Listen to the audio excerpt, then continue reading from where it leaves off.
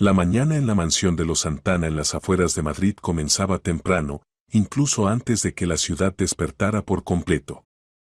La casa se alzaba en una colina, tras una alta valla, separada del mundo por hileras uniformes de tuyas y un césped impecablemente recortado. Dentro reinaba ese orden preciso que no surge por sí solo, lo construyen personas capaces de pasar horas recolocando servilletas en la mesa hasta que el borde coincida con la línea del tablero al milímetro. Elena Santana pertenecía precisamente a ese tipo de personas. Caminaba por el salón desde la ventana hasta la chimenea, de la chimenea a la escalera, como un general preparándose para una inspección de tropas. Llevaba un traje pantalón claro de marca. Los zapatos de tacón apenas producían sonido sobre el suelo de mármol, pero por los ligeros chasquidos se podía entender lo nerviosa que estaba hoy. Sobre una mesa baja descansaba una carpeta con el logotipo de la agencia de personal, al lado su teléfono, en el que parpadeaban nuevos mensajes. Junto a la pared había 3 chicas. Todas aproximadamente de la misma edad, pero tan diferentes que parecían de mundos distintos. La primera, regordeta, con rasgos faciales suaves y hombros ligeramente caídos. Apretaba en sus manos un bolso de señora y no dejaba de mirar hacia la puerta, como si esperara escapar. La segunda, pelirroja, con la espalda recta y la mirada entornada de una persona acostumbrada a contar solo consigo misma, su mirada era cautelosa y evaluadora. La tercera, delgada, con un vestido sencillo sin detalles superfluos, una trenza cuidadosamente peinada y grandes ojos grises. A esta tercera la llamaban Lucía Romero, pero en las manos de Elena su nombre ya sonaba como una sentencia. A ver, comenzó la dueña, sin dignarse siquiera a saludar a las chicas. Aquí no tengo ni un hotel ni una residencia. La casa es grande, la gente está ocupada. Necesito a alguien que no me estorbe, pero que haga su trabajo a la perfección. ¿Entendido? Las chicas asintieron simultáneamente. Junto a la puerta, tratando de pasar desapercibido, se movía nerviosamente de un pie a otro el gerente de la agencia, un hombre alto con un traje caro pero ligeramente arrugado. El sudor le corría por la sien, no era la primera vez que traía candidatas a esta casa y sabía que cada encuentro con Elena podía terminar en escándalo. La primera, la dueña se detuvo frente a la chica regordeta. ¿Dónde trabajaste antes? En una empresa de limpieza, respondió ella apresuradamente. Atendíamos oficinas, apartamentos, yo. Suficiente, la interrumpió Elena. Solo sabes fregar suelos y tener miedo. No necesito a una chica que tiembla ante su propia voz. Puedes irte. La chica miró asustada al gerente. Este se encogió de hombros con gesto culpable e indicó con la mano la salida. La primera candidata salió del salón casi tropezando. Elena se acercó a la pelirroja. ¿Y tú? Personal privado, respondió esta con seguridad. Trabajé en una casa de campo, en la familia de un empresario. Llevaba el control de productos, me encargaba del guardarropa, ayudaba con los niños. En su voz sonaba una ligera nota de desafío, como si de antemano estuviera segura de su valía. Guardarropa, niños, control. Prolongó Elena. Todo lo sabes hacer, todo lo puedes, ¿nada te asusta? Intento ser útil, se encogió de hombros la chica. Demasiado independiente, concluyó fríamente la dueña. A estas luego no hay quien las pare. Tampoco sirves. El rostro de la pelirroja se tensó, pero guardó silencio. El gerente carraspeó, le indicó la puerta con la cabeza. La segunda candidata se fue, tratando de mantener la cabeza en alto. En el salón quedaron solo 2 personas, Lucía y su futuro destino en la persona de Elena. La dueña rodeó lentamente a Lucía, como si evaluara un mueble antes de comprarlo. ¿Y tú quién eres? Preguntó, deteniendo la mirada en su vestido sencillo y zapatos baratos. Lucía Romero, respondió la chica, tratando de que su voz sonara firme. Del orfanato de Castilla. La agencia me envió a ustedes para un periodo de prueba. La palabra orfanato pareció golpear el aire. En la habitación se volvió perceptiblemente más fría. Elena levantó bruscamente las cejas. ¿Qué? Se volvió hacia el gerente. ¿Me trajiste a esta? ¿De un orfanato? En el currículum dice que tiene buenas referencias. Balbució este. Excelentes comentarios de los tutores. Pero viene de un orfanato. La voz de la dueña se volvió instantáneamente dura y fuerte. ¿Y si roba algo? Esas luego son ladronas y estafadoras. Están acostumbradas a tomar, no a ganarse las cosas. No necesito riesgos. Lucía apretó apenas perceptiblemente los dedos. Estas palabras ya las había escuchado más de una vez, más allá de los informes oficiales y las sonrisas de los benefactores. A la gente le gustaba hablar de destinos difíciles, pero mucho más a menudo susurraban sobre orígenes dudosos. Estaba acostumbrada a esos susurros, pero ahora las palabras golpearon inesperadamente cerca. Aquí, en la casa donde todo brillaba y resplandecía, la habían marcado inmediatamente como una fuente de amenaza. Lucía no bajó la mirada. El orfanato le había enseñado, si te encoges y te haces más pequeña, pisotean más fuerte. Tengo un certificado limpio, dijo en voz baja. Pasé el examen médico, las verificaciones. Sé trabajar. Y no robo. Elena torció el gesto. Por supuesto. Todos dicen eso. Hasta que desaparece algo valioso de la casa. Y en ese momento entró en el salón Rafael Santana. Apareció como si todo este tiempo hubiera estado detrás de la puerta esperando el momento adecuado. Alto, corpulento, con vaqueros oscuros y camisa clara sin corbata, no parecía la imagen del millonario perfecto de las revistas de moda, pero en su porte se sentía el poder de una persona acostumbrada a no explicar sus decisiones. ¿Qué tenemos aquí? Se detuvo en el borde de la alfombra, recorriendo la habitación con la mirada. ¿Otra selección? El gerente se animó visiblemente. Rafael, buenas tardes. Traje candidatas, como pidió. Ahora la señora. La señora ya decidió todo, lo interrumpió Elena. A dos las descarté de inmediato. Queda esta, señaló a Lucía, pero no pienso aceptarla en la casa. Viene de un orfanato. Rafael dirigió la mirada hacia la chica. Lucía sintió como esa mirada parecía penetrar más allá de la evaluación superficial. No solo la valoraba como objeto de trabajo, sino que trataba de entender qué clase de persona estaba frente a él. Sus cejas ligeramente fruncidas delataban que estaba acostumbrado a ver en las personas más que solo un historial de la agencia. ¿De dónde? Preguntó. Del orfanato de Castilla, repitió Lucía con calma. Desde que nací. Ahora a través del programa de empleo nos envían a diferentes ciudades. Hablaba con firmeza, sin autocompasión. En su voz había más informe que confesión. Rafael asintió, como si hubiera notado algo importante. Recordó al muchacho que él mismo había sido, cuando cargaba cajas pesadas en un almacén y oía como los jefes susurraban a sus espaldas, sin padre, madre sola, seguro terminará en el crimen. Entonces decidió que nunca permitiría que lo juzgaran por su origen. Y ahora en los ojos de Lucía vio la misma terquedad silenciosa, el deseo de demostrar que no era peor que nadie. ¿Dónde están las otras? Preguntó al gerente. Ya se fueron, se apresuró a responder este. Elena. Las otras no las necesitamos, dijo Rafael con calma. Vi el currículum de esta chica. Educación, características. Me convence. Elena se volvió bruscamente hacia él. ¿Hablas en serio? En su voz apareció incredulidad. Ni siquiera hablaste con ella como es debido. ¿Y hace falta? Se encogió ligeramente de hombros. Tú misma dijiste, necesitamos a alguien que no estorbe y trabaje honestamente. Ella servirá.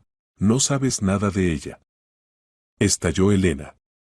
Ella, en cambio de las otras y aún menos, la interrumpió con calma.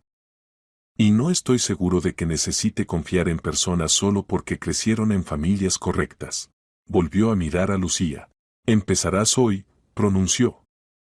Periodo de prueba de un mes. Salario según el contrato, comida, alojamiento aquí. Si surgen preguntas, dirígete a Valentina, ella te explicará cómo funciona todo.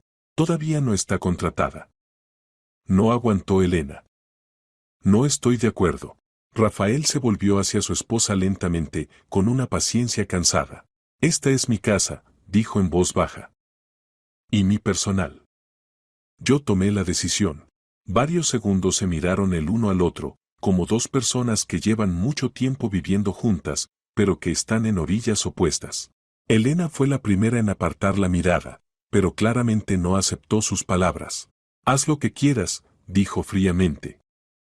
Pero luego no te quejes. Se dio la vuelta y salió del salón.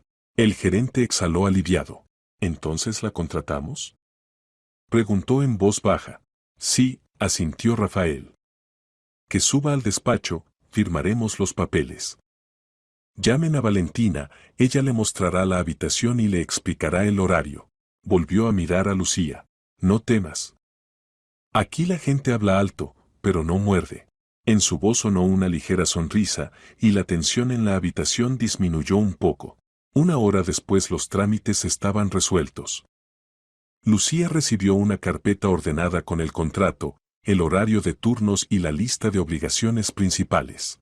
Valentina, una mujer delgada de unos 50 años, la condujo por la casa, explicándole dónde estaba cada cosa. Aquí tenemos la cocina, decía, caminando con seguridad por los amplios pasillos. Cocinan los cocineros, tú solo vigila la limpieza. Aquí está el comedor, no entres sin que te llamen. La señora Elena tiene hábitos particulares. No te asustes, solo haz lo que ella diga y ya está. Lucía escuchaba y absorbía cada palabra.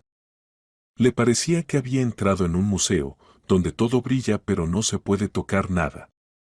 Pero al mismo tiempo era una casa en la que las personas vivían, reñían, reían. Todo esto se sentía en los detalles, en la taza olvidada en el alféizar de la ventana, en el sillón ligeramente movido junto a la chimenea, en la pila de libros sobre la mesita de centro. La habitación para el personal está en el tercer piso, justo bajo el tejado, continuó Valentina. Modesta, pero separada. Tendrás tu propio espacio, eso también vale mucho. Subieron por una escalera estrecha. La habitación resultó ser pequeña, pero limpia, una cama, un armario, una mesita pequeña, una silla, en la ventana cortinas de tono cremoso. Para Lucía, acostumbrada a dormitorios comunes de 8 personas, esto parecía casi un lujo. Gracias, dijo con sinceridad. No me lo agradezcas a mí, agitó la mano la mayor. Agradece tu perseverancia. Viniste, no te acobardaste, aguantaste la mirada de la señora, eso ya es una hazaña. Lucía no pudo contener una sonrisa. Estoy acostumbrada, admitió. Si temes cada grito, no llegas lejos. Es cierto, asintió Valentina. Bueno, cámbiate el uniforme, luego bajas. Empezaremos con lo sencillo, la limpieza del segundo piso. Dormitorios familiares, despacho, pasillo. Hay muchas fotografías, marcos y demás cosas. Ten cuidado, especialmente con los marcos, a la señora Elena no le gusta que los toquen. Limpia el polvo con cuidado, no los dejes caer. El segundo piso de la mansión era como un mundo aparte. Aquí los pasos ajenos sonaban más fuerte que en el primero. En las paredes colgaban cuadros, predominantemente paisajes y abstracciones en marcos caros. Entre ellos, fotografías, en blanco y negro, a color, grandes y pequeñas. Lucía se movía de una habitación a otra, limpiando cuidadosamente las superficies. No se apresuraba, pero tampoco alargaba el trabajo, tratando de encontrar ese ritmo preciso en el que se puede hacer todo con calidad y al mismo tiempo no provocar observaciones innecesarias. Frente al despacho de Rafael se detuvo, pero no entró. La puerta estaba bien cerrada, y en la lista para el primer día figuraba solo pasillo y sala del segundo piso. Se concentró en los marcos con fotografías. En una, la dueña con un vestido de verano en el jardín. En otra, un niño de unos 3 años en un parque infantil, con un cochecito de juguete brillante en las manos. Tomó con cuidado el siguiente marco. Era un retrato.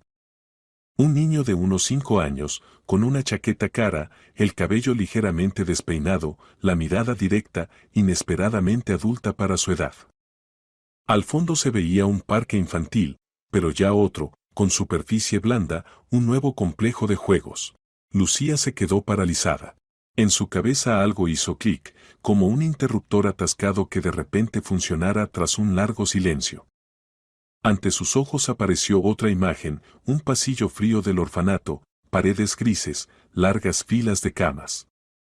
En una de ellas está sentado este mismo niño, solo que la ropa gastada, la mirada baja, las manos apretando convulsivamente el borde de la manta. No habla, susurra la educadora. Es complicado. Grita por las noches, pero no dice palabras. Lucía entonces era solo un par de años mayor que él, pero este niño se le grabó en la memoria. Pequeño, perdido, con esa misma mirada, demasiado seria. Daniel surgió en la memoria. Daniel Torres. Así lo llamaban. En el marco bajo la fotografía estaba escrito, Miguel, 5 años. Lucía sintió como un escalofrío helado le recorrió la espalda. Dio un paso atrás, casi rozando otro marco. Esto no puede ser una coincidencia, pensó, tratando de respirar más profundo. La cara es la misma. La misma mirada. Incluso el lunar en la sien. Se inclinó más cerca, observando la imagen. Sí, un pequeño lunar junto a la sien derecha, el mismo. En la habitación había silencio, pero dentro de Lucía se levantaba un tumulto de recuerdos. Como el niño se sentaba a la mesa y removía en silencio la papilla con la cuchara. Como no reaccionaba a las preguntas, tomó el marco con ambas manos. ¿Qué hace la foto de Daniel en la casa de un millonario? Pasó por su mente. ¿Por qué este niño está aquí, como parte de una historia familiar ajena? En el estómago sintió una contracción desagradable. Valentina había dicho, con los marcos ten cuidado, no los dejes caer. Pero no advirtió que uno de ellos le voltearía todo el pasado. Hasta la noche trabajó en piloto automático. Pulía suelos, colocaba toallas, verificaba el orden en la habitación de invitados. Pero los pensamientos volvían siempre a la imagen. Incluso un par de veces pasó furtivamente por el pasillo para asegurarse de que no se había equivocado. Cada vez la mirada se topaba con el rostro conocido. Cuanto más miraba, más entendía, era precisamente ese niño. Después de la cena, cuando el personal terminó sus asuntos, la casa se calmó un poco. Desde la cocina se oían voces bajas de los cocineros, en el primer piso alguien de seguridad veía la televisión, la música sonaba amortiguada. Lucía estaba junto a la entrada al segundo piso y decidía si subir o no. Las dudas la ahogaban. Puede ser un error. Puede que me lo haya inventado. Pero ¿y si no? ¿Y si es verdad, y él? ¿Lo buscaban? Recordó las historias de otros internos. A algunos les quitaban los derechos parentales, a otros la madre desaparecía, a algunos los entregaban los propios familiares. Pero a veces corrían rumores sobre aquellos cuyas historias se enredaban en documentos, lo encontraron en una carretera, lo trajeron sin papeles, ropa demasiado cara, no se sabe de dónde. Daniel era precisamente así. Su aparición se comentaba en susurros, y luego se acostumbraron. El orfanato sabe adaptarse a todo, incluso a la desgracia ajena. Lucía dio un paso. Luego otro. La escalera parecía más larga que por la mañana. La puerta del despacho de Rafael estaba entreabierta. Desde dentro fluía la luz cálida de una lámpara de escritorio. Se armó de valor, tocó suavemente en el marco de la puerta. Adelante, sonó desde dentro. Entró, apretando contra el pecho el marco que había tomado del camino de la pared. Rafael estaba sentado a la mesa, con gafas, inclinado sobre el portátil. En la mesa había una taza de té, al lado una pila de papeles. Se veía cansado, pero concentrado. Una sombra difusa bajo los ojos delataba noches de insomnio a las que ya estaba acostumbrado. Levantó la mirada. Sus ojos pasaron inmediatamente al marco en las manos de Lucía. ¿Pasó algo? Preguntó con calma, aunque por dentro ya había un mal presentimiento. A esta imagen le tenía especial aprecio. Perdone que lo interrumpa, Lucía dio un paso adelante. Pero necesito hacer una pregunta. Puso el marco en el borde de la mesa de modo que la foto quedara entre ambos. ¿De dónde tiene esta foto? Pronunció en voz baja. ¿De dónde conoce a este niño? La pregunta quedó suspendida en el aire, llenando todo el espacio del despacho. Rafael se quitó lentamente las gafas, las dejó a un lado. La mirada se volvió directa, ligeramente cautelosa. Es mi hijo, respondió tras una breve pausa. Miguel. Miguel Santana. Tenía 5 años en esta foto. Unos meses después. Desapareció. Hace 13 años. Las últimas palabras sonaron apagadas, pero firmes. Lucía sintió cómo se le hacía un nudo en la garganta. ¿Desapareció? Repitió, aunque la respuesta ya resonaba en su memoria. Lo encontraron en una carretera, sin documentos. Lo secuestraron de un parque infantil, continuó Rafael, sin entrar en detalles. La niñera se distrajo un minuto, y eso fue suficiente. Lo buscamos durante 1 año. Luego otro más. Policía, detectives privados. Se calló por un segundo. Pero ningún rastro. En algún momento la investigación simplemente se agotó. Todos se cansan cuando no encuentran nada. Hablaba con calma, pero la mandíbula inferior se tensó ligeramente. Se veía que cada palabra le costaba un esfuerzo. Lucía apretó las manos, sin saber dónde poner la mirada. En el orfanato lo llamaban Daniel Torres, dijo finalmente. Vivió allí conmigo. Rafael la miró como si el suelo bajo sus pies se hubiera agrietado inesperadamente. ¿Cómo dijiste? La voz se volvió ronca. Repite. En el orfanato Pinar Alto, provincia de Castilla, pronunció Lucía con claridad. Lo trajeron allí cuando tenía aproximadamente la misma edad que en esta foto. No hablaba. Las educadoras decían que lo encontraron en una carretera. No había documentos. Le hicieron nuevos, le dieron el nombre de Año. El apellido Torres. Pero. Es él.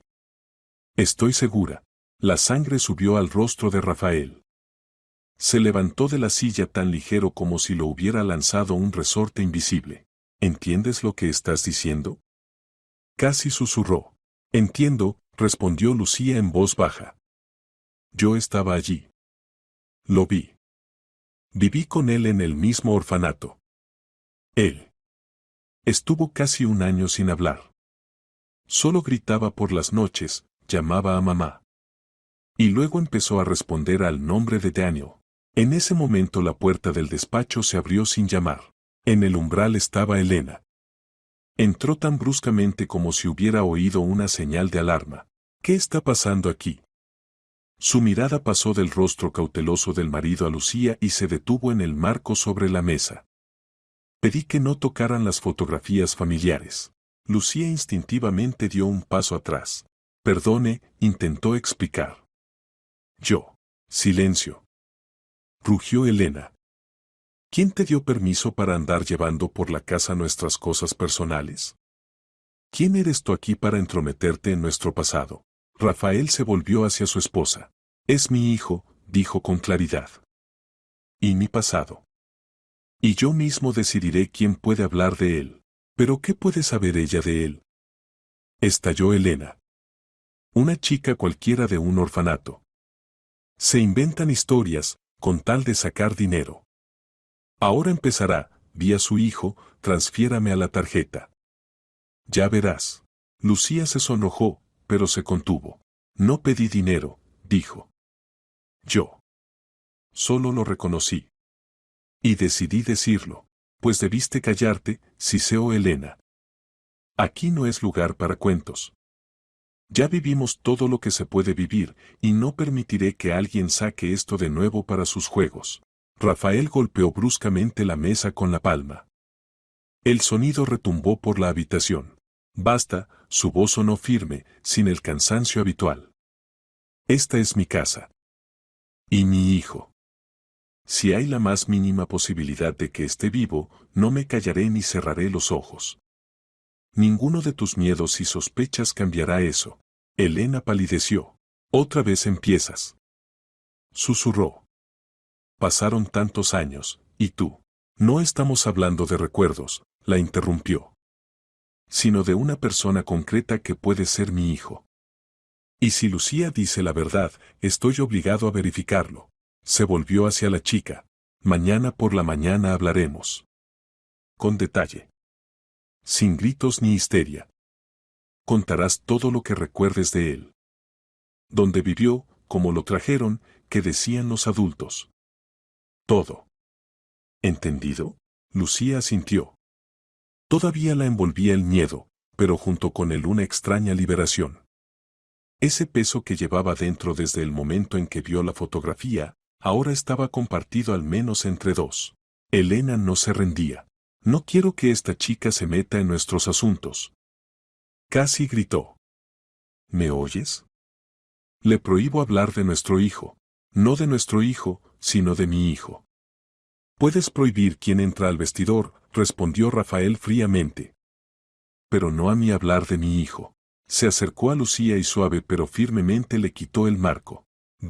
Dijo ya más calmado. Necesitas descansar. Fue un día difícil. Lucía dirigió la mirada de él a Elena. En los ojos de la dueña se leía una mezcla de furia y miedo. La mirada prometía que no tendría una vida fácil en esta casa. Gracias, pronunció apenas audible y salió del despacho, cerrando cuidadosamente la puerta tras de sí. Detrás de la pared aún se oían por mucho tiempo fragmentos de frases, entonaciones bruscas, pero ya no se distinguían las palabras. La casa volvió a ser ajena y demasiado grande, pero dentro de Lucía algo se había movido. En su pequeña habitación se sentó en la cama y apoyó las palmas en las rodillas. El silencio oprimía. Desde la ventana solo se veía el cielo nocturno y las escasas luces de las casas vecinas tras la alta valla. Recordó el primer día en que apareció el niño en el orfanato. Entonces le parecía que él venía de otra vida. Zapatillas ajenas, demasiado nuevas, chaquetas sin codos gastados, cabello cuidadosamente cortado. Pero el signo principal de no como todos no estaba ni siquiera en eso, sino en su silencio. A los niños les es propio hacer ruido, gritar, llorar, discutir. Él se sentaba en silencio y miraba a un punto fijo. Lucía entonces se acercó a él con un cochecito de juguete, se lo pidió la educadora, juega con él, tú eres la más comunicativa. Puso el cochecito al lado, lo empujó por la mesa, sonrió. El niño no la miró. Pero tras unos minutos tomó el cochecito en la mano y lo apretó fuerte. Esa noche lloró. Bajo, ahogándose, pero sin llamar a nadie. Luego se acercó la educadora, lo abrazó, susurraba algo tranquilizador. Pero él seguía temblando. Tras unos meses empezaron a llamarlo Daniel. Era más sencillo para todos. Los documentos aparecieron después, junto con el nuevo apellido. Lucía no sabía de dónde había salido, para los internos era solo una anotación en un papel. Y ahora su rostro la miraba desde la pared de una casa rica. Si es él, pensaba mirando la ventana oscura, entonces 13 años vivió sin saber quién era en realidad. Como yo. Solo que yo no tuve a nadie que me buscara. Y a él. Resultó que lo esperaban. Este pensamiento apretó más fuerte que todas las ofensas de Elena. Lucía se acostó, pero el sueño no llegaba. Escuchaba la casa, los pasos en el pasillo, el rumor lejano de un coche, el golpe de la cancela en la entrada. Parecía que hasta las paredes aquí sabían guardar secretos. La mañana prometía ser difícil. Le tocaba volver al pasado que había intentado cerrar hace mucho. No sabía cómo terminaría todo, pero sentía una cosa, la vida anterior ya no volvería. La mañana comenzó incluso antes de que el personal se dispersara por sus obligaciones. En la casa reinaba un silencio poco habitual. Incluso Elena, que habitualmente armaba escándalo porque el hervidor había hervido demasiado fuerte, hoy guardaba silencio. Solo deslizó la mirada sobre Lucía cuando ésta apareció en el pasillo del segundo piso, pero no dijo nada. Sus ojos estaban cautelosos, punzantes, como los de una persona que siente una amenaza pero aún no entiende de dónde vendrá exactamente. Lucía trataba de no cruzarse con ella la mirada. Subió al tercer piso, asegurándose de tener tiempo para arreglarse. Hoy sería la conversación. con Rafael. Sobre lo que recordaba, sobre ese niño que vivió en Pinar Alto. Temía no decir algo incorrecto, temía olvidar algún detalle capaz de convertirse en prueba. Cuando bajó al despacho, Rafael ya esperaba. Estaba sentado en el sillón junto a la ventana, en la mesa una taza de té a medio beber, al lado ese mismo marco. Señaló el sillón enfrente. Siéntate. Lucía se sentó, poniendo las manos sobre las rodillas. Empecemos desde el principio, dijo él, inclinándose hacia adelante. Cuéntame cómo lo trajeron. Ella respiró más profundo y comenzó a hablar. Fue hace mucho, dijo Lucía, como verificando cada detalle en la memoria. Entonces tenía unos 5 años, así decían las educadoras. Llevaba una chaqueta cara, inusualmente limpio para un niño que supuestamente encontraron en una carretera. Normalmente los niños que traían con esa formulación estaban, bueno, congelados, extenuados, a menudo con moretones o señales de mal cuidado. Pero él no. Él estaba simplemente perdido. Rafael escuchaba sin interrumpir. Lo trajeron tarde por la noche. La educadora contaba que los papeles eran temporales, hechos a toda prisa. No había nombre. Apellido tampoco. Solo la edad, aproximada. Y que al niño lo encontraron en una carretera a varios kilómetros del pueblo más cercano. Lo recogió una mujer, iba a casa después del turno. Dijo que vio al niño en el arcén.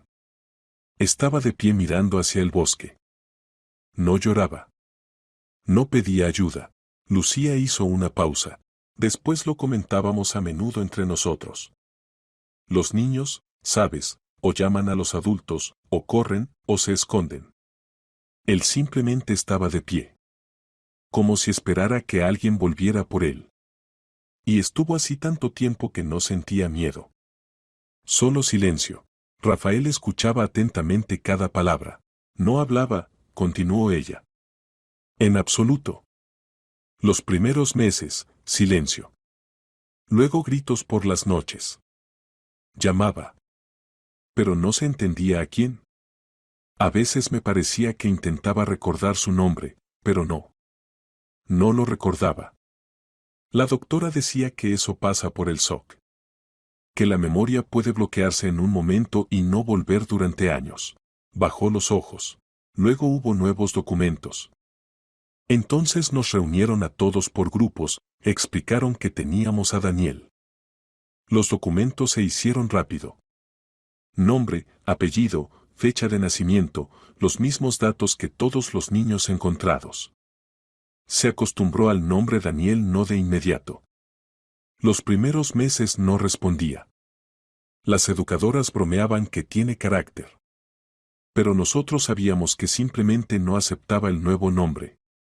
Solo más tarde, cuando empezó a hablar poco a poco. Empezó a reaccionar. Rafael cerró los ojos durante unos segundos. Dime. Pronunció en voz baja.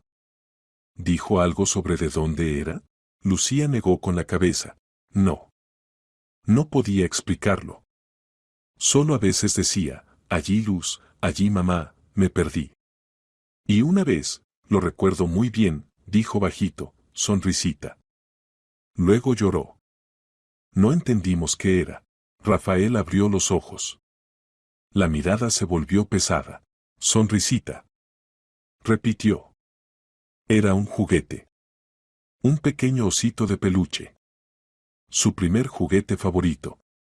No se separaba de él casi hasta los 5 años. Y luego lo perdió, lo olvidó en el parque infantil. Sufrió mucho. A Lucía le recorrió un escalofrío. Los detalles coincidían. Demasiado exactos para ser casualidad. Ahora yo te contaré, dijo Rafael, lo que pasó el día en que desapareció. Hablaba lentamente, como si cada palabra abriera camino a través del pasado. Fue por la tarde. Con mi primera esposa Carmen lo llevamos a un centro de desarrollo infantil. Allí había un parque, clases, pedagogos. Todo era seguro. La niñera jugaba con los niños, los dejamos literalmente 1 hora. Carmen dijo que quería entrar a la tienda a comprarle ropa nueva, las zapatillas le quedaban chicas. Sonrió amargamente. Yo dije, compraremos después. Estaba ocupado con llamadas, negociaciones, trabajo. Y entonces Carmen dijo, ya que estás tan ocupado, iré yo sola. Recuerdo esa frase toda mi vida. Se fue. Yo fui al coche a hablar por trabajo. Y en algún momento me llama la niñera. Voz histérica. Miguel desapareció. Lucía escuchaba sin respirar. Carmen y yo llegamos al parque al mismo tiempo. La niñera dijo, estaba en el tobogán. Me di la vuelta por una llamada. Cuando me giré, no estaba. La policía llegó en 10 minutos. Registramos todo el parque, todo el centro, las calles vecinas. No había ningún rastro. Cámaras en la carretera, nada. Cámaras en el centro, nada. Como si se hubiera evaporado. Continuó y se veía que le costaba recordar esto. Vivimos un año intentando encontrarlo. Carmen todo el tiempo me culpaba, debías estar cerca. Siempre estás en el trabajo. Siempre. Y yo aceptaba esas palabras. Porque yo mismo pensaba lo mismo. Cuando pasó un año sin ni una sola pista, Carmen se quebró. Dijo que ya no podía vivir en esta casa. Se fue. Tiempo después se casó con Andrés Ruiz. Tuvieron una hija, Sofía. Lucía no sabía qué decir. La historia era dura, pero en ella se sentía una cosa, Rafael no se resignó. Ni ese año ni después. ¿Y su segunda esposa? Preguntó con cuidado. Rafael apartó la mirada. Entonces parecía que Elena apoyaba. Me ayudaba a seguir viviendo. Y ahora a veces pienso que simplemente estuvo cerca en el momento justo. No continuó. Pero la pausa dijo mucho más. Quiero saber todo, dijo. Pero hay cosas que debe averiguar no tú, sino un profesional. Ya llamé a un detective privado. Se llama Sergio Vega. Tiene experiencia, es muy competente. Sabe encontrar lo que otros ni siquiera notan. Él ayudará. Se levantó y se acercó a la ventana. Hoy mismo. Vendrá. Y empezaremos la investigación de nuevo. ¿Quiere encontrar a Daniel? Preguntó Lucía. Quiero encontrar a mi hijo, respondió Rafael seriamente. ¿Y si Daniel es él? Lo recuperaremos. Se dio la vuelta. ¿Estás dispuesta a ayudar? Lucía asintió. Dispuesta. Quiero que salga la verdad. Él se lo merece. Rafael asintió. Entonces prepárate. Hoy tú y Sergio volarán a Castilla. Al orfanato Pinar Alto. Hay que verificar documentos, encontrar educadoras, hablar con la directora. Averiguar si realmente encontraron al niño en la carretera. O si alguien lo llevó allí a propósito. Lucía se estremeció. El pensamiento de que al niño pudieron no simplemente perderlo, sino ocultarlo intencionadamente, golpeó la conciencia. Pero, ¿quién pudo hacer eso? Preguntó. Rafael calló largo rato. No lo sé. Pero sé con certeza, alguien quería que no lo encontráramos. En el salón de repente se oyeron pasos. Elena entró como por casualidad, pero demasiado rápido, como si hubiera estado escuchando tras la puerta. Hizo como que se sorprendía al ver a Lucía. ¿Qué hace ella aquí? Preguntó fríamente. Pensé que ya habían terminado esa conversación de ayer. Solo empezamos, respondió Rafael sin ocultar su irritación. Y continuaremos sin tus comentarios. Elena enderezó la espalda. ¿Le crees a esta chica? ¿En serio? ¿Decidiste sumergirte otra vez en este delirio? No pasaron ni 24 horas desde que cruzó el umbral, y tú ya. Suficiente, la interrumpió. No necesito tu permiso. Ella entrecerró los ojos. ¿Quieres destruir nuestro matrimonio? Sí. ¿Por alguna historia que no existe? La historia existe, dijo con calma. Y si me lleva a mi hijo, iré hasta el final. El rostro de Elena se distorsionó. No gritó como antes. No se lanzó a acusar. Simplemente calló, y ese silencio era mucho más peligroso que las palabras. Rafael salió de la habitación. Elena se volvió hacia Lucía. Mejor que lo sepas ahora, dijo bajito pero fríamente.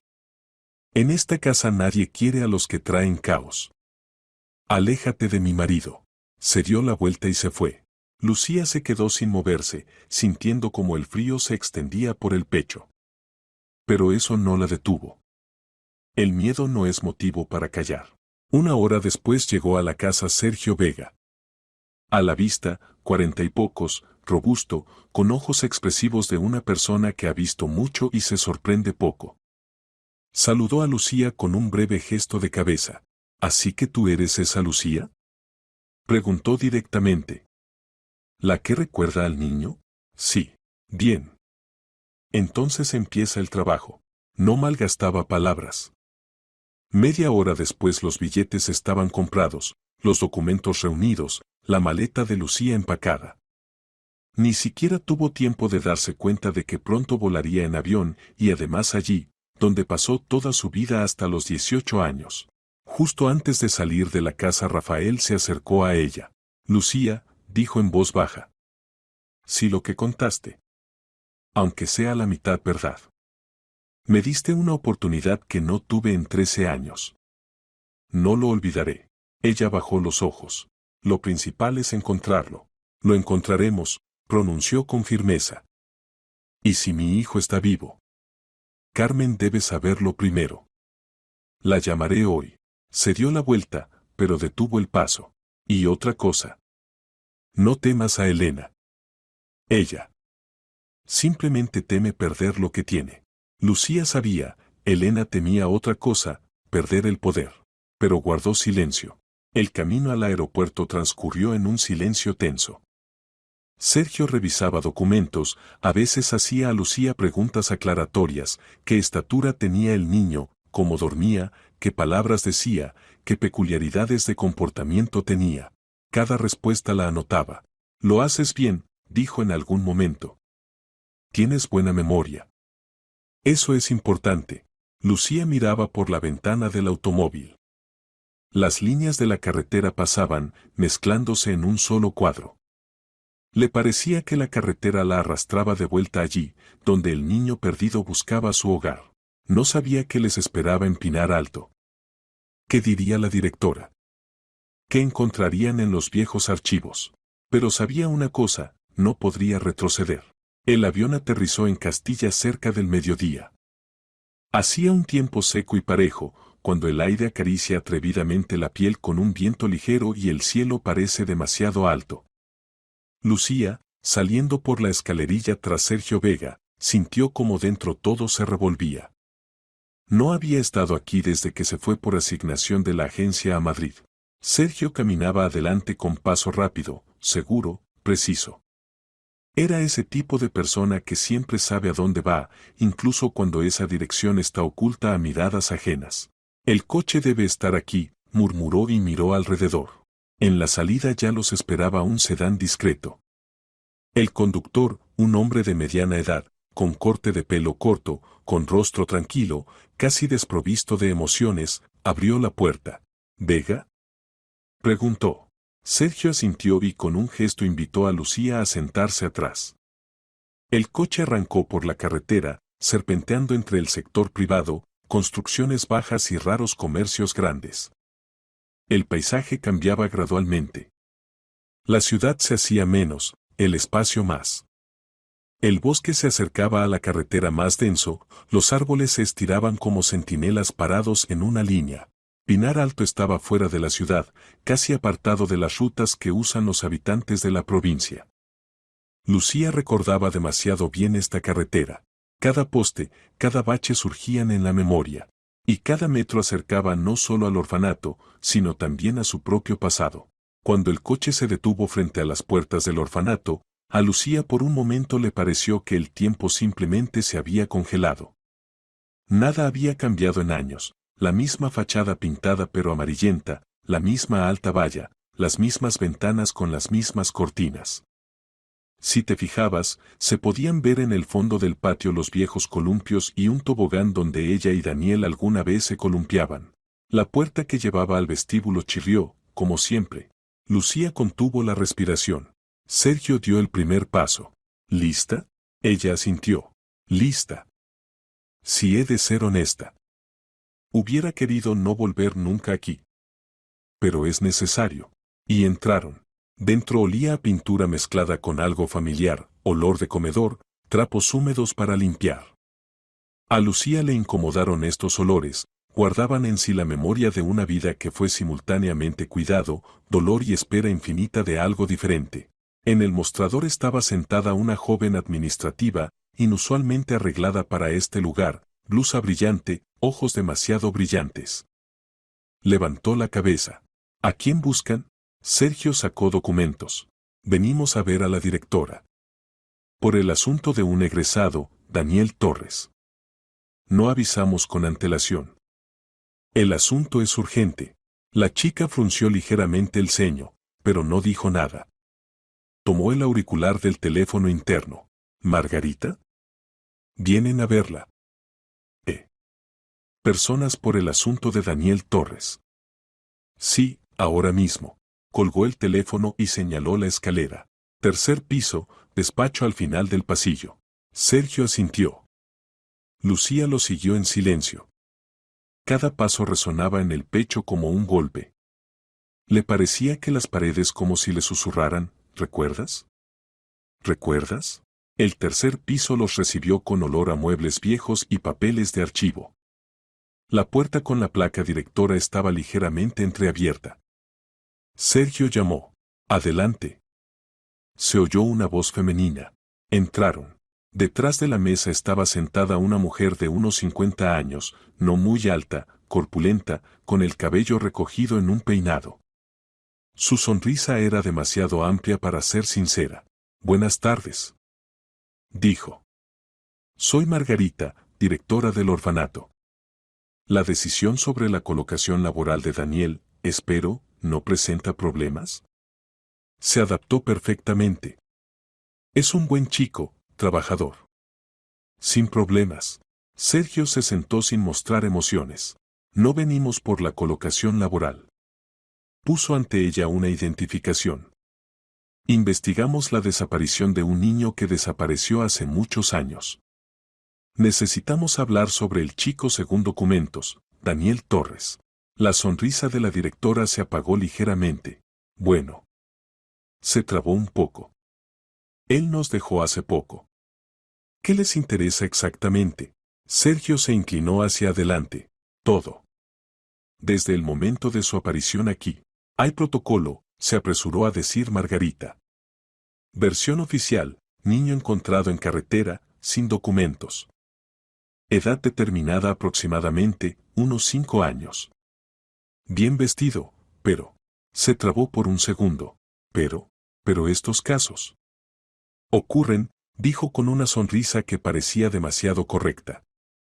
Quizá lo perdieron en el camino, quizá. Pasan cosas. Lucía sintió como dentro algo se apretaba. Lo perdieron en el camino sonaba a mala excusa. Sergio parecía pensar lo mismo. Necesitamos los archivos, dijo. Registros originales. Quien trajo al niño, quien tramitó los documentos, quien se comunicó con los servicios de tutela. Margarita se movió inquieta. Los archivos. Parte no es accesible. Los documentos viejos no los guardamos en su totalidad. Entonces debe haber copias en alguna parte. O cuadernos, dijo Sergio con calma. Las educadoras a menudo llevan registros personales. Necesitamos cualquier dato. La directora entrecerró los ojos. Lucía, pronunció, como si solo ahora notara a Lucía. Te recuerdo. DAO Grupo número 3. Eras una chica capaz. ¿Para qué necesitas todo esto? ¿Qué les contaste a estas personas? Miró a la chica como si fuera una amenaza. La verdad, respondió Lucía con firmeza. Que Daniel no es solo un niño encontrado. Que él. No es casualidad. La directora se levantó bruscamente. Son acusaciones graves. Su voz tembló. Trabajamos según documentos estatales. Sin ninguna infracción. Sergio sacó tranquilamente una libreta. No acusamos. Verificamos. Y usted ahora reacciona demasiado. Emocionalmente. Margarita enrojeció. Varios segundos guardó silencio. Luego de repente dijo, váyanse. No estoy obligada a dar información sin requerimiento oficial. Sergio sonrió, fríamente, un poco. El requerimiento oficial ya está en camino. Y mientras tanto hablaremos con quienes no cubren papeles con sus propios miedos. Se levantó. Lucía lo siguió. Cuando salieron al pasillo, Sergio dijo en voz baja, oculta algo. Es evidente. Pero tenemos otro camino. Hablaste de una educadora que te ayudaba. ¿Cómo se llama? Aurora Campos, respondió Lucía. Hace tiempo que se jubiló. Ella. Es bondadosa. Era como una madre para nosotros. Pues a ella iremos.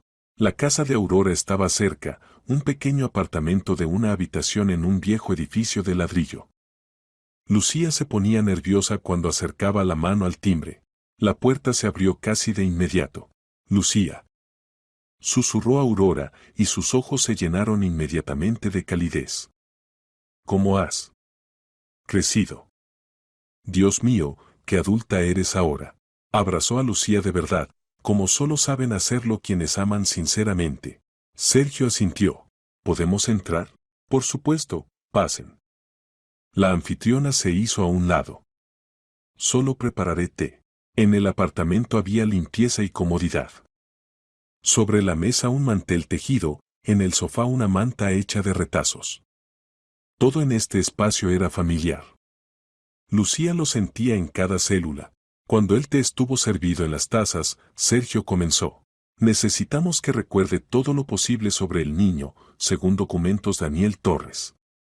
Todo lo que recuerde desde el momento de su aparición. La mujer frunció el ceño. Ay, queridos. Suspiró.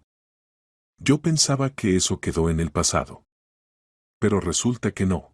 Se levantó, se acercó a una vieja cómoda y sacó una caja. Aquí. Mis cuadernos. Llevaba mis propios registros. A menudo en secreto, a la directora no le gustaba que fijáramos nuestras observaciones. Pero yo igual escribía. Para no olvidar nada. Sacó un cuaderno gastado, lo abrió. Los registros eran ordenados, parejos. Lucía reconoció de inmediato la letra, letras parejas, frases cortas, notas sobre salud, comportamiento de los niños. Aurora pasó varias páginas. Aquí está, dijo. Niño. 5 años. Traído tarde por la noche. Vestido demasiado caro para un niño encontrado. Sin documentos. A las preguntas callaba. A los contactos reaccionaba mal. Se asustaba. Por las noches gritaba. Lucía sintió como un escalofrío le recorría la piel. Sergio se inclinó más cerca. ¿Quién lo trajo? Una mujer. Reflexionó la educadora. No de nuestro personal. Una habitante local común. Dijo que en el camino a casa vio al niño en la carretera. Pensó que se había perdido. Lo trajo. Y la tutela entonces rápidamente tramitó un nuevo conjunto de documentos. Demasiado rápido. Pero yo no tenía derecho a hacer preguntas. ¿Por qué demasiado rápido? Preguntó Sergio. Normalmente a esos niños los tienen algún tiempo sin apellido. Hacen orden, solicitudes. Averiguan a través de medios. Y aquí, literalmente en unos días le hicieron todos los papeles. Nombre, apellido. Suspiró pesadamente. Y yo pensaba, ¿de dónde tiene un niño encontrado una chaqueta tan cara? Y las zapatillas también. Buenas. Lucía apretó las manos. ¿Y quién tramitó los documentos? Aurora bajó los ojos. La directora. Y el supervisor de colocación. Lo llamábamos Antonio Durán. Venía a menudo. Miraba a los niños. Anotaba algo. Al niño también lo miró. especialmente largo. Decía que tenía perspectivas. Entonces no entendí. Y ahora, cuando oigo esas palabras, me da miedo. Sergio se tensó. Antonio Durán. ¿Estás segura? Por supuesto que estoy segura. Es difícil olvidarlo. Un hombre tan frío. Mira como si decidiera dónde venderte. Lucía palideció. Sergio cerró lentamente el cuaderno. Hay información suficiente, dijo. Ahora necesitamos verificar dónde está ahora este Durán y qué empresas están detrás de su colocación. Aurora tomó a Lucía de la mano. Hijita, dijo. Si descubriste algo importante, lucha. El niño era bueno. Callado, pero bueno. Siempre pensé que no simplemente se perdió. Él. Como si se hubiera ido de algún lugar donde lo esperaban. Lucía apenas contuvo las lágrimas. Gracias, susurró. A la salida del apartamento Lucía necesitó tiempo para recuperar el aliento. Demasiadas emociones, recuerdos, detalles. Sergio estaba al lado, pensativo. ¿Necesitas reponerte? Ella negó con la cabeza. No. Necesito seguir adelante. Debo ayudar. Sergio la miró como si la evaluara como aliada, no como una chica del orfanato. Entonces el siguiente paso es una conversación con la directora. Otra vez. Solo que ahora será dura. Cuando volvieron al orfanato, Margarita ya se veía cautelosa. Entendió que no se habían ido, y claramente temía. Sergio entró en el despacho con paso seguro. Tenemos los registros de Aurora, dijo inmediatamente. Y difieren de sus palabras. Es hora de explicar por qué los documentos del niño se tramitaron en 2 días, no en 2 meses. Y por qué el supervisor Durán venía al niño tan seguido. El rostro de la directora se cubrió de manchas rojas. Yo no sé nada de sus intenciones. Simplemente ayuda con la colocación. Siempre fue así. Sergio se inclinó. ¿Dónde está Daniel ahora? La dirección. Yo. Se trabó. No tengo.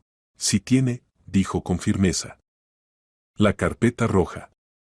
Vi cómo la guardó cuando entramos la primera vez.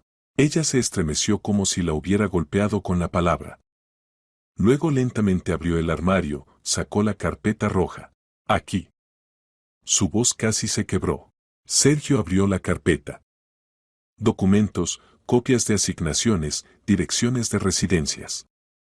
Y el apellido, supervisor, Antonio Durán. Madrid, construcción, residencia de la empresa Construjefesto. Sergio negó con la cabeza. A quienes tramitan a través de Durán rara vez les pagan. Trabajan 12 horas. Sin días libres. Sin documentos. Lucía sintió como un frío le recorría la piel. Aurora tenía razón. Daniel no era solo un niño perdido. Era un hijo perdido. Sergio cerró la carpeta de golpe. Averiguamos todo lo que necesitábamos. ¿Y usted? Prepárese para inspecciones. Le esperan preguntas. Muchas preguntas. Se dio la vuelta y salió. Lucía lo siguió. Cuando ya estaban sentados en el coche, Sergio dijo: Ahora está claro, Daniel hace poco se fue a Madrid. Y cayó en las redes de Durán. Eso es peligroso. Muy peligroso. Esos tipos desaparecen rápido si empiezan a hacer preguntas. Él puede. Lucía no terminó. Todo es posible, dijo Sergio secamente. Pero si está vivo, lo encontraremos. Está vivo. Lo siento, respondió Lucía. Sergio la miró. Entonces apurémonos. En Madrid puede estar en completa dependencia de esa gente. Y si Elena está relacionada con Durán, como sospecho. Hay poco tiempo. 1 hora después estaban de nuevo en el aeropuerto. Esta vez el vuelo parecía más largo. Lucía miraba por la ventanilla, y ante sus ojos una y otra vez aparecía el niño pequeño, callado, asustado, pero vivo. Y adelante les esperaba Madrid. Y la verdad de la que ya era imposible huir. El avión aterrizó en Madrid entrada la noche. Por la ventanilla parpadeaban las luces extendidas a lo largo de la autopista y los tejados.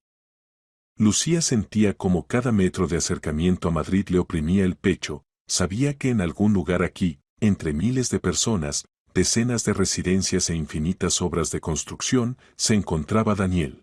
Sergio y Lucía iban en taxi, él no apartaba la mirada del teléfono.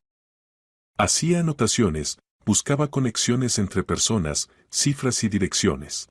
¿Estás preocupada?, preguntó sin levantar los ojos. Lucía suspiró. Mucho. Temo que él. Se trabó a mitad de la frase, que puede no creer. Que piense que lo inventé todo. No tiene que creer ahora, respondió Sergio. Pero verá que lo conoces. Y eso lo enganchará. Y luego, análisis de ADN. Solo pruebas. Las emociones al principio son enemigas. Lucía sintió, aunque por dentro las emociones sobraban. Luchaban entre sí, miedo, esperanza, sensación de deber y un extraño dolor parecido al pesar por el tiempo perdido. El taxi giró hacia un barrio donde se levantaban largos edificios grises, residencias. Algunos pisos estaban iluminados, otros no. La dirección es la que di, dijo Sergio, mostrando al conductor el navegador. Residencia de la empresa de construcción. Obreros, trabajadores por turnos, egresados de orfanatos. Principalmente los que no tienen otro lugar a donde ir. Las palabras los que no tienen otro lugar a donde ir sonaron demasiado familiares para Lucía. Entraron en un largo pasillo. El aire era pesado por el olor diverso de comida, detergente y humedad. En el suelo, huellas de calzado sucio, en las paredes manchas incomprensibles. Durán mantiene a estos chicos con miedo, dijo Sergio en voz baja. Aquí les prometen trabajo, pero en realidad es dependencia. El sistema es simple, no hay contratos, los pasaportes los retienen para trámites, el salario no lo dan hasta que el objeto esté terminado. Y nadie piensa darlo. Simplemente les dicen, no te gusta, vete. Solo que no haya dónde ir. Lucía frunció el ceño. Daniel no merece esto. Nadie lo merece, dijo Sergio. Vamos. La portera, una mujer mayor con un pañuelo atado en la cabeza, apenas los miró. ¿A quién buscan?, preguntó, como sin creer que alguien fuera de la lista pudiera venir aquí. Necesitamos a Daniel Torres, dijo Sergio. La mujer miró en el registro. Está en la habitación 23. Allí los chicos del objeto Jefesto. Solo con cuidado. Hay uno muy nervioso. Llegó hace poco. La cabeza le. Ya saben. Se tocó la sien. Subieron al segundo piso. El pasillo era largo, con paredes agrietadas, las lámparas temblaban en los soportes del techo.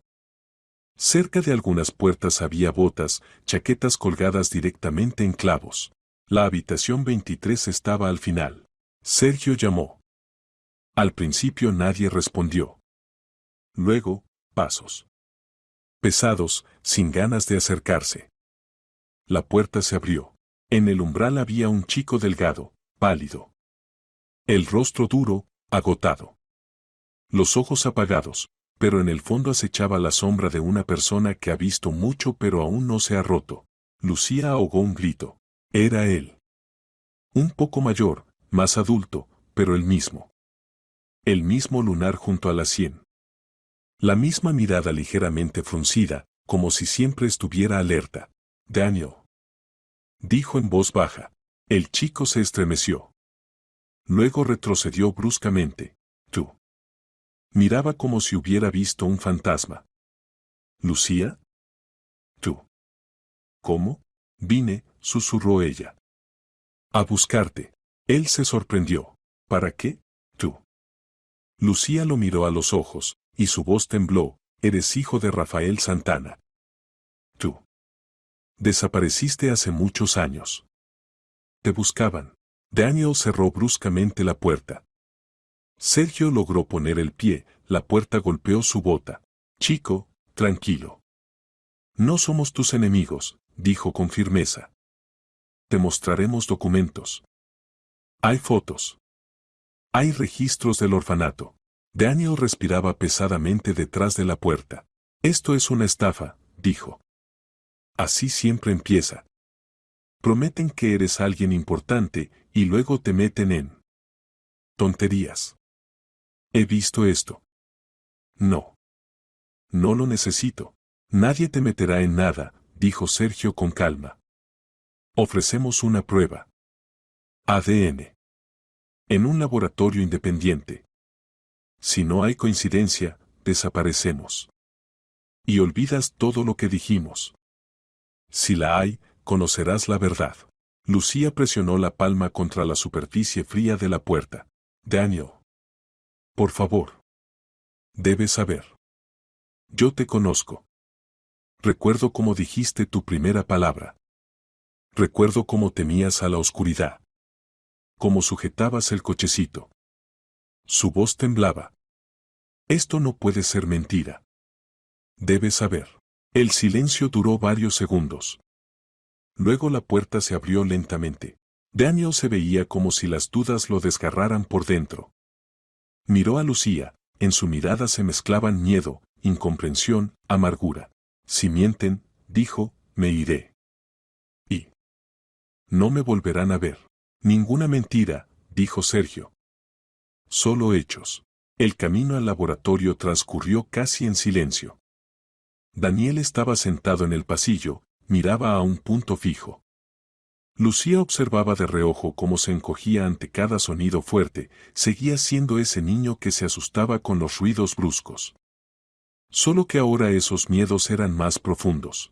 En el laboratorio todo tomó unos 10 minutos.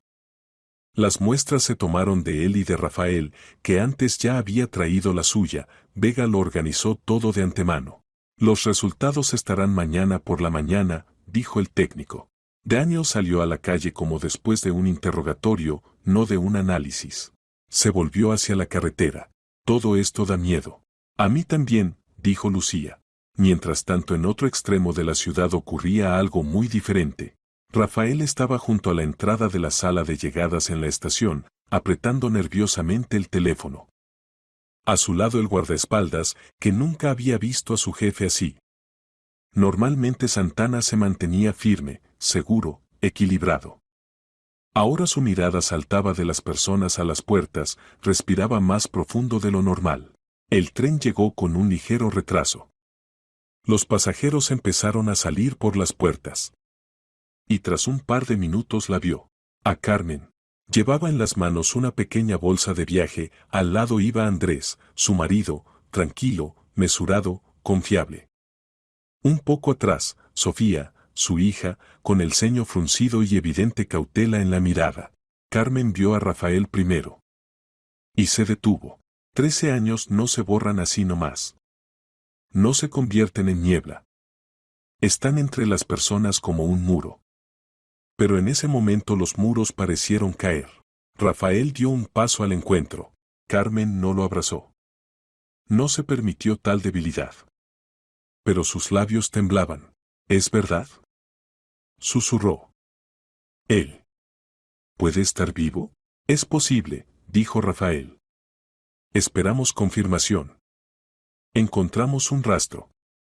Él salió hace muy poco del orfanato. Y ya cayó en malas manos. Sofía frunció el ceño aún más. ¿Qué chico? ¿Para qué vinimos aquí? Preguntó en susurro a su madre. Carmen acarició a su hija en el hombro. Sofía, si es verdad. Si apareció tu hermano. Debemos estar con él. Andrés asintió a Rafael. Si el chico está vivo, ayudaremos. Entiendo que les será difícil. Rafael sintió gratitud hacia este hombre, a quien antes solo conocía por fotos en redes sociales. Andrés no necesitaba ser parte de un drama ajeno. Pero lo fue. Gracias, dijo Rafael en voz baja. Fueron a la casa de los Santana. Elena los recibió en el umbral. En su rostro había una sonrisa forzada, antinatural. Carmen, pronunció, estirando los labios en saludo. Qué bien que pudieron venir. Un tema tan difícil, por supuesto. Pero que Dios juzgue a todos. Carmen la miró fríamente. Vine a saber si mi hijo está vivo, dijo con firmeza. Nada más ni nada menos. Elena torció la comisura de los labios. No esperaba franqueza. Bueno, por supuesto. Prolongó. Solo que no entiendo para qué meter aquí a extraños. La situación es turbia. Una chica criada de un orfanato dice algo. ¿Quién sabe? Carmen se volvió lentamente. Esta chica sabe más verdad que tú en toda tu vida. Elena palideció de furia. ¿Qué se permite? Andrés se puso junto a su esposa. No vinimos a pelear, dijo en voz baja. Esperemos los resultados. Y luego decidiremos qué sigue. En ese momento Rafael vio por primera vez cómo Elena se desconcertaba. Su rostro tembló apenas perceptiblemente, como por un golpe. Entendió, Elena no temía a Carmen. Temía a la verdad.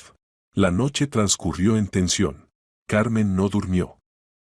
Estaba sentada en la habitación de invitados, sujetando una vieja fotografía de Miguel, la que siempre guardaba en la carpeta con documentos.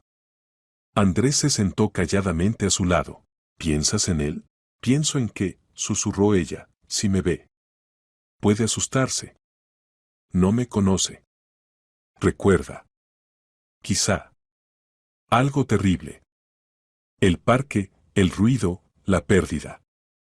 No temo por mí. Por él. Andrés tomó su mano.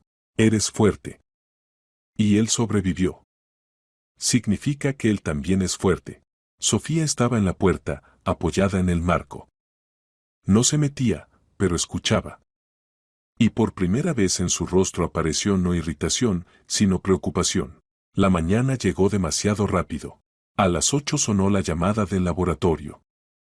Sergio puso el teléfono en altavoz y toda la familia escuchó. Los resultados están listos. Coincidencia, casi 100%. Daniel Torres es hijo biológico de Rafael Santana. Carmen se cubrió el rostro con las manos. Rafael se sentó en una silla, como si las piernas fallaran. Sofía se quedó paralizada, abriendo grandes los ojos. Andrés exhaló en voz baja. Está vivo. Susurró Carmen. Mi niño está vivo. Pero la alegría era solo parte del cuadro. Tras ella inmediatamente se levantó otra ola, preocupación. ¿Dónde está ahora? ¿Está bien? En ese momento irrumpió Sergio en el salón. Tenemos un problema, dijo. Durán recibió una llamada. De una persona que no debía saber de Daniel. Y ya dio la orden de resolver el asunto. Debemos ir donde Daniel ahora mismo. ¿Quién llamó? Preguntó Rafael. Sergio lo miró pesadamente. Tu esposa. Elena. En ese mismo momento a las 8 de la mañana Lucía esperaba a Daniel en el patio del laboratorio. Él estaba sentado en un banco, mirando al suelo. Aún no le habían comunicado los resultados. Los esperaba con esa indiferencia con que las personas esperan una sentencia. Daniel. Dijo Lucía, sentándose a su lado. Yo. Él levantó los ojos. No sé qué quiero, admitió. Si es verdad. Entonces toda mi vida es mentira. Todo lo que recuerdo es mentira. No, dijo Lucía en voz baja. Todo lo que viviste fue real. Solo que tu historia no era tuya. Pero tú eres real. Y ese niño al que se llevaron también es real. Él se cubrió el rostro con las manos. Tengo miedo. Pero en ese momento sonó un ruido brusco, un coche que se acercaba. Lucía se volvió instintivamente. Un automóvil gris frenó demasiado bruscamente. Del coche salieron dos hombres robustos. No obreros. No empleados del laboratorio. Lucía se levantó de un salto. Daniel. Corre. Él levantó la cabeza, y en sus ojos por primera vez pasó el miedo que ella recordaba del orfanato. Los hombres aceleraron el paso. Y precisamente en ese momento en el patio entró bruscamente una camioneta negra. La puerta se abrió de golpe. Rafael. Carmen. Sergio. Daniel. Gritó Rafael. Daniel se volvió. Y todo lo que había entre él y ese instante se derrumbó. Pero adelante quedaba aún demasiado dolor. Y demasiada verdad que debía abrirse. El patio del laboratorio se convirtió en un nudo hirviente de acontecimientos. El automóvil gris, que se acercó más bruscamente de lo que debería en un lugar tranquilo, pareció cortar el aire. Lucía estaba frente a Daniel, tratando de cubrirlo con su cuerpo. No fue la razón, sino el instinto lo que la hizo dar ese paso. Los dos hombres salieron del coche simultáneamente. Sus movimientos eran precisos, rápidos, en sus manos no había armas, pero no era necesario, por la forma de caminar, por las miradas, por las mandíbulas apretadas quedaba claro. Personas acostumbradas a resolver asuntos con métodos de los que normalmente se habla en susurros. Sergio Vega evaluó la situación instantáneamente, pero los hombres ya caminaban. Caminaban con seguridad. No corrían, ¿para qué? Estaban acostumbrados a que las personas no tienen tiempo de resistir. Daniel los vio y como si se paralizara. Se pegó a la pared, se desconcertó, la respiración se volvió brusca. Así se veía en el orfanato, cuando de noche gritaba por las pesadillas y no podía entender dónde estaba. Daniel. Gritó Lucía. Mírame. No allá, a mí. Él dirigió la mirada, y eso salvó la situación. El estupor pasó. Uno de los hombres se apresuró, extendiendo la mano. Chico. Vamos a hablar. Sergio dio un paso brusco adelante, extendiendo la palma. Ni un paso más. Apártate, Vega, pronunció fríamente el mayor de los dos. Nos dijeron que trajéramos al chico. Nada más. ¿Quién lo dijo? Preguntó Sergio en voz baja. Silencio. Pero el silencio fue respuesta. Y entonces sonó una voz que rompió la tensión. Daniel. Era difícil reconocer a Carmen en ese momento. Corría hacia su hijo como corren las personas a quienes todos los años de vida se les comprimieron en un solo instante. Daniel se quedó inmóvil. Veía a esta mujer por primera vez en la parte consciente de su vida, pero algo en su rostro, en esos ojos, en ese dolor y fe simultáneos, algo golpeó directo al corazón. Los hombres se volvieron hacia el ruido. Ese fue su error. Sergio agarró al mayor por la mano, la torció, corto, profesionalmente, y en un segundo lo presionó contra el capó. El segundo hombre se movió para ayudarlo, pero Rafael dio un paso adelante, extendiendo la mano con un cuchillo, y en su mirada había tanta furia que aquel instintivamente retrocedió. Un paso más hacia mi hijo y nunca más te levantarás, dijo Rafael con voz baja. Baja, y por eso terrible. El hombre levantó las manos. Nosotros. Solo cumplimos órdenes. ¿De quién? Preguntó Sergio. El segundo se trabó. Una mujer. Dijo, el chico debe desaparecer antes de la noche. Prometió 3 millones. No sabemos nombres, pero todos entendieron. No se necesitaba el nombre. Los tres, Rafael, Lucía y Sergio, pronunciaron simultáneamente. Elena. Se subieron al coche tan rápido que nadie tuvo tiempo de darse cuenta de lo que hacía. Carmen sujetaba a su hijo por los hombros, como si temiera que pudiera disolverse, desaparecer otra vez. Daniel temblaba. Lucía se sentó a su lado, puso la mano sobre su palma. Todo está bien. ¿Oyes? Todo. Estás a salvo. Él la miraba como si solo su voz mantuviera al mundo sin desmoronarse. Sergio se sentó al volante, arrancó el motor. Ahora vamos a la casa de los Santana. Allí, conversación completa. Se acabaron los juegos. La mansión nos recibió con un silencio inquietante. Parecía que hasta las paredes sentían la tormenta que se acercaba. Sergio entró primero, verificando las habitaciones. Rafael iba tras él, sosteniéndose para no derrumbarse bajo el peso de lo que ocurría. Elena estaba en el salón junto a la ventana. En las manos, una copa. Llena. No tocaba el vino, solo la sostenía, como si eso pudiera darle apoyo. Vio a todos. Vio a Daniel. Y su rostro se distorsionó tan bruscamente como si alguien le arrancara la máscara que había llevado muchos años. Esto no es real, murmuró. Es un espectáculo. Otro intento de... Basta, dijo Rafael. Basta de mentiras. Elena dio un paso atrás. Yo nada. Yo. Pero en la habitación entró Sergio. Puso sobre la mesa una carpeta gruesa. Aquí, dijo, está todo. Cada uno de tus pasos durante 13 años. Elena palideció. Esto es falso. Sergio abrió la carpeta. Transferencias de dinero a una persona que hace 13 años trabajaba como conductor en el Centro de Desarrollo Infantil. Por extraña coincidencia, precisamente en los días en que desapareció Miguel, Elena se sentó. Las piernas no aguantaron. Sergio continuaba, pasando páginas como una sentencia. Detalle de llamadas a la niñera. Tuyas. Conversaciones largas una semana antes del secuestro. Rafael cerró los ojos. Carmen se quedó inmóvil. Más, dijo Sergio. Detalle de llamadas con Antonio Durán. Transferencias regulares. Y recientemente, un mensaje, vigila a los egresados.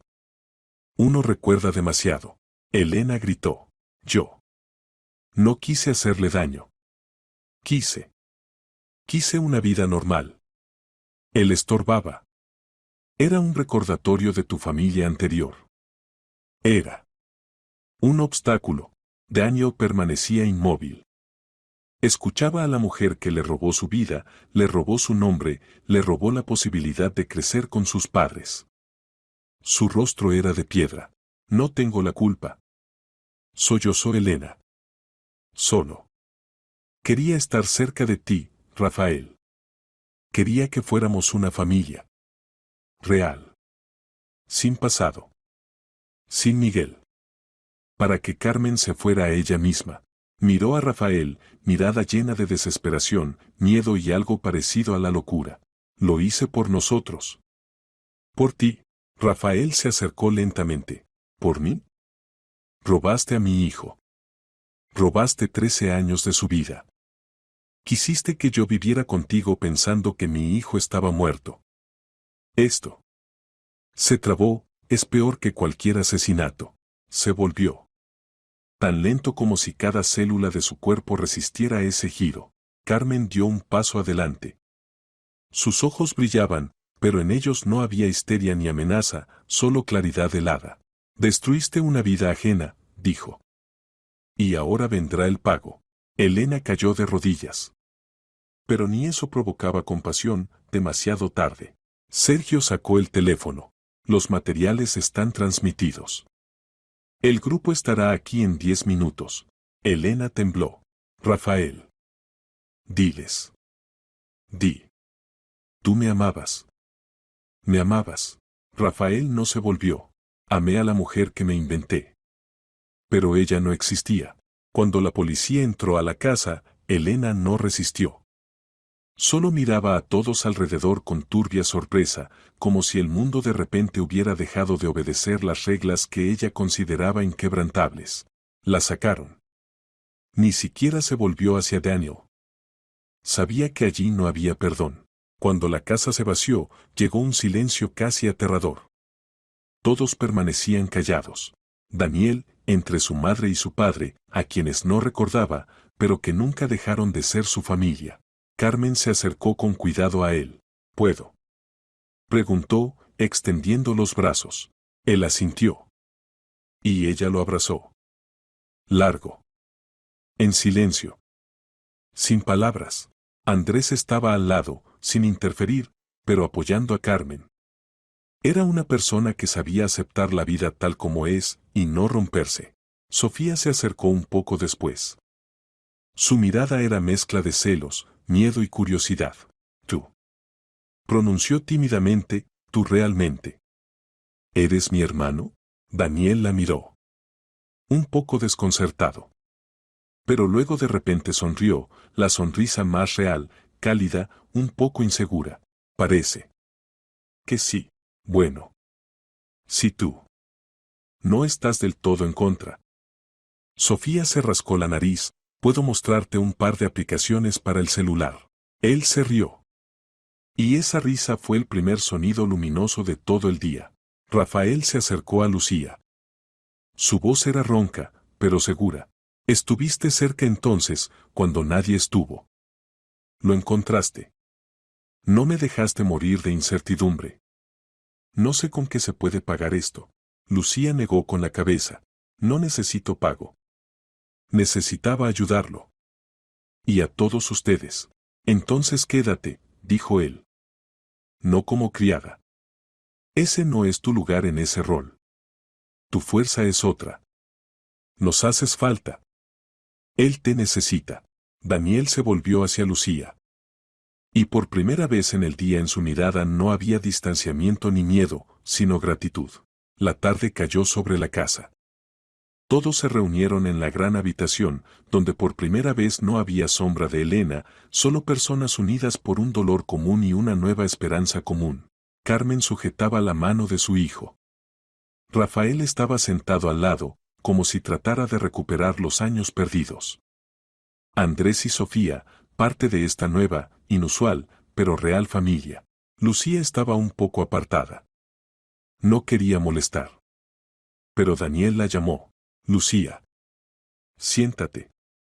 Tú. También eres parte de esto. Ella se acercó más. Daniel los miró a todos. Y dijo en voz baja, ya no me llaman huérfano. Tengo un nombre. Miguel Santana. Y tengo personas que me necesitan. Y que yo necesito. Sonrió. Con calma. De verdad. Todos callaban y sonreían. Las palabras ahora no eran necesarias. A veces la verdad cuesta 13 años de silencio. Pero cuando llega, devuelve a quienes se creían perdidos para siempre.